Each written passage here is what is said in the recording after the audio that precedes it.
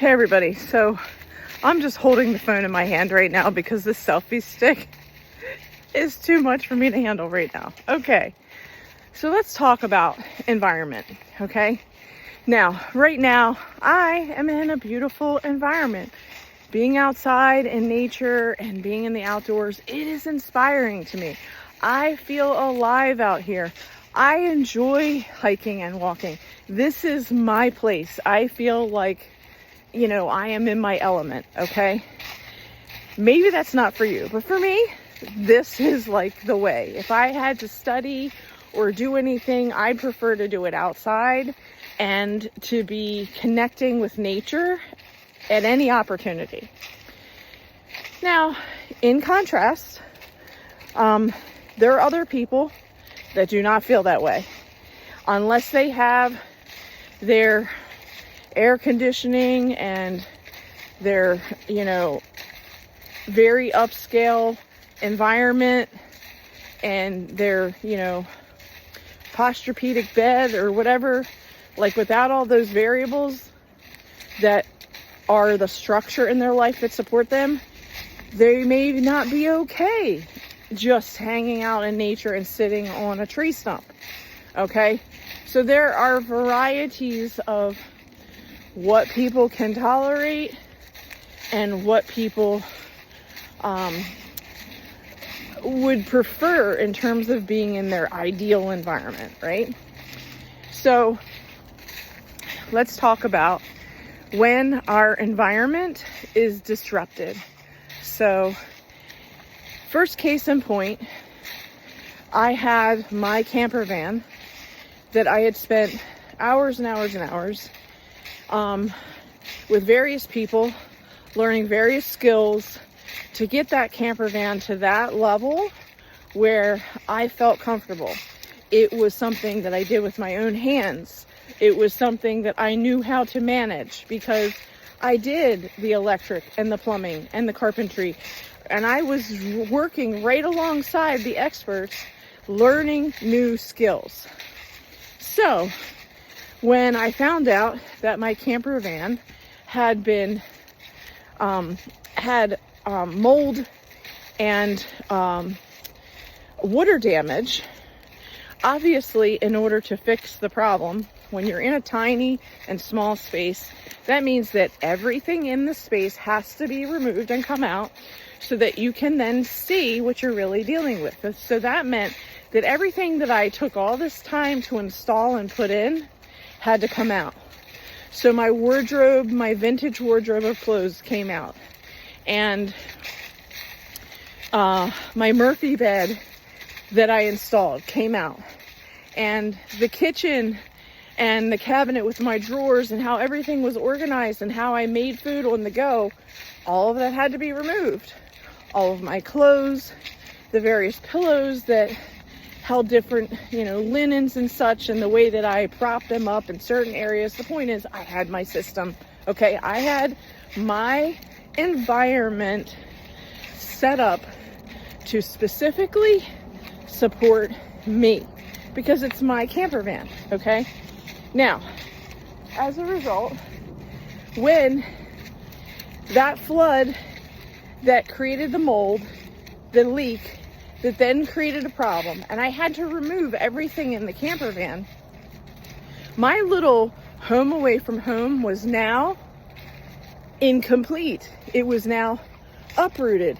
So everything that was part of my normal way I do things, I could not rely on any of my systems, routines, because now my van was back to being an empty cargo van in order to strip out all the nasty, moldy wood that had black mold in order to then clean and sanitize everything in order to then start with a new foundation, and a foundation that had a purpose again.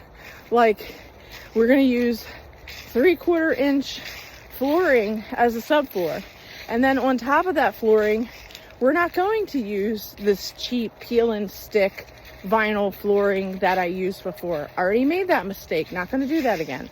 So you learn from your mistakes, hopefully, and then you make a new choice about how you're going to create the new foundation. And in the new foundation, I chose a much higher quality floor that it had built-in insulation under the floor, because again, being in a camper van in the cold winter months, when you're walking even in socks on that floor, it is freezing. I mean, it is ice cold. So having that extra cushion of insulation by investing in a higher quality floor made a tremendous amount of sense, instead of just going with something that, quote, was cheap and affordable. Because cheap and affordable, yes, technically, if all you had was one square tile that was damaged, let's say it cracked, and you wanted to replace that one square, tile, yes, you could unstick it, unpeel it off, and then replace it with a new tile. But that is not actually completely efficient. And what I mean by that is that when you look at that particular system of that floor design, okay, you must put down this heavy duty glue over top of your subfloor, and then you're putting down your peel and stick tiles to stick to the sticky glue on top of the subfloor. And the point is, when you're trying to peel off one of those tiles, or you have to pull off many of those tiles because of a leak, that is not an easy process. And again, I did not think that through. I did not think through my decision in the beginning as to what if I had a water failure or a water leak, how would I deal with this peel and stick and glued on top of a subfloor problem? And the point is, you can't. Everything must come out. And the only way that we could get everything out was literally to cut it out with a Dremel tool. So all the bolts were stuck in with the glue, and it was a really challenging and difficult process just to get the subfloor out and just to get all the sticky tiles that were glued down to the subfloor. And there was no way of rescuing that subfloor and putting it back in, also because of the mold and the water damage. So again, starting over with a proper foundation, that meant that starting out with a solid subfloor and then choosing a decorative floor, and in this case wood enamel floor that had the built-in insulation as part of the floor design. And then once that floor was put in, then again, we could start building from the start. So everything has a structure. And so in order to build the Murphy bed again, we had to build the structure for the Murphy bed. And as we evaluated the size and the height and everything else, it's like, if you're going to start over and rebuild, you might as well take inventory of what you like about your current camper van design and what you don't, so that you can make current modifications.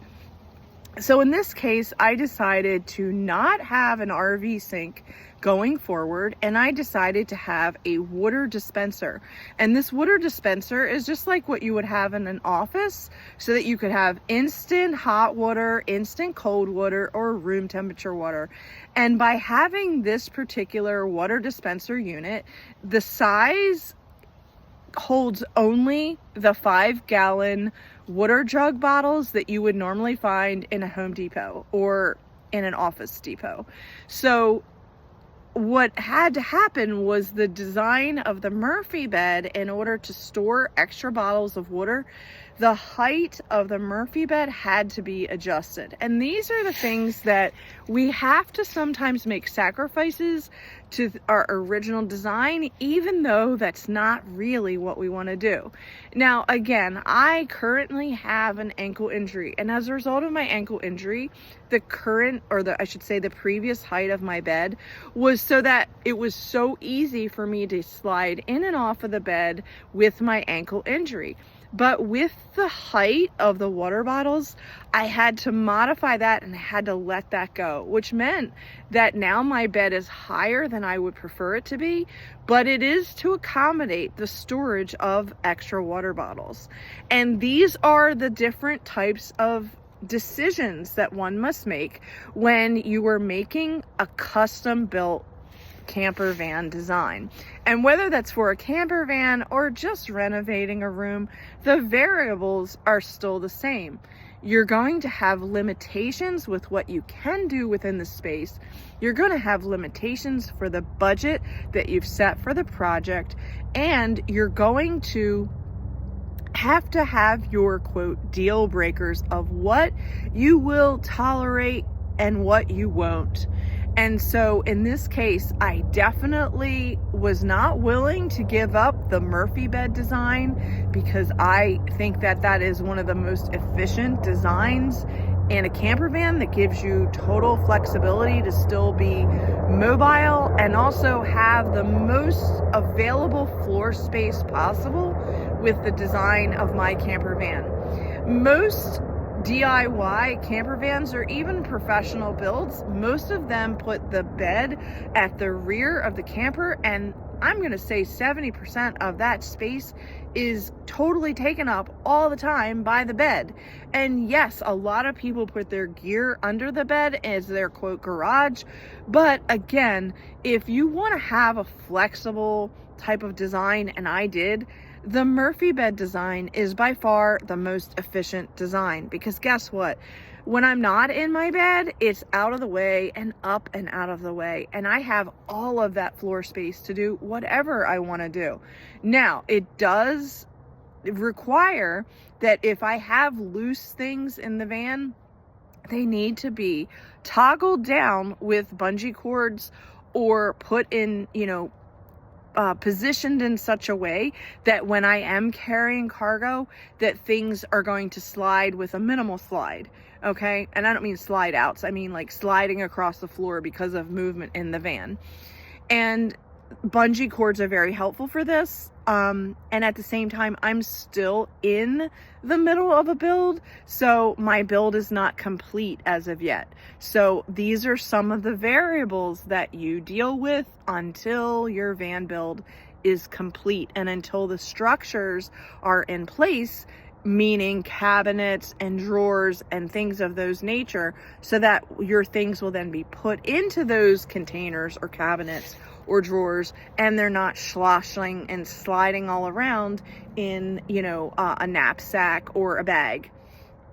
So again, I hope that this makes sense in the sense that, when you're thinking about what you're going to do and you're planning out what you want to do with your environment, that there will be limitations, there will be deal breakers that you deem as to, yes, I will tolerate this, and no, I cannot, I must have this in order for this environment to be effective for me. The other part of this point that I want to make about environment is that when your environment is disrupted, and in this case, my camper van was disrupted because of a water leak, which caused mold, which was a result of, quote, a small flood. The point is that uproots everything that you had in there previously. And then as you rebuild, you ask yourself the questions again. What is the most efficient layout that will make me the happiest? What are non-negotiables? What things have to be in place in order for me to feel like this camper van is efficient? What things are not so important to me, and what can I let go? And once you determine what those answers to those questions are for you, then it is easier for you to make those new decisions. Okay, thanks so much. Have a great afternoon.